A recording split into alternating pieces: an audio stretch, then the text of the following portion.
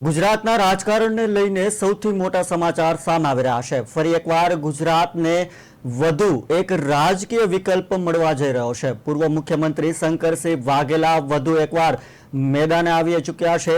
ક્ષત્રિય શક્તિ અસ્મિતા મંચની રચના બાદ બાપુ હરકતમાં આવ્યા છે। દશેરાના બીજા દિવસથી જ તેઓ નવા રાજકીય પક્ષનું લોન્ચિંગ કરી શકે છે। બાપુ નવા પક્ષની રચનામાં હાલ વ્યસ્ત હોવાની ચર્ચાઓ થઈ રહી છે। તો મહત્વના સમાચાર મળી રહ્યા છે।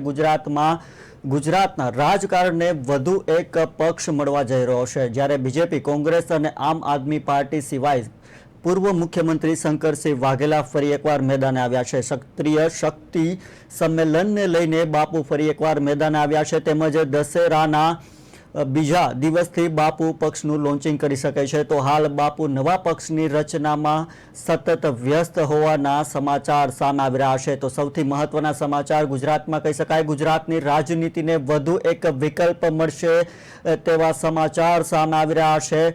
પૂર્વ મુખ્યમંત્રી શંકરસિંહ વાઘેલા વધુ એકવાર મેદાને આવી ચૂક્યા છે। ક્ષત્રિય શક્તિ અસ્મિતા મંચની રચના બાદ ફરી બાપુ હરકતમાં આવ્યા છે અને દશેરાના બીજા દિવસથી જ તેઓ નવા રાજકીય પક્ષનું લોન્ચિંગ કરી શકે છે। બાપુ નવા પક્ષની રચનામાં હાલ વ્યસ્ત હોવાની પણ ચર્ચાઓ સામે આવી રહી છે। ઉલ્લેખનીય છે કે જે રીતે ક્ષત્રિય સમાજ મેદાન આવ્યો છે, પોતાની એક સીટ અથવા તો જગ્યા માટે તેઓ મેદાનમાં છે અને તેને લઈને શંકરસિંહ વાઘેલા હવે સામે આવી ચૂક્યા છે। કારણ કે બીજેપી, આમ આદમી પાર્ટી અને કોંગ્રેસ બાદ નવા પક્ષની અહીંયા રચના થઈ શકે તેવું સ્પષ્ટપણે લાગી રહ્યું છે।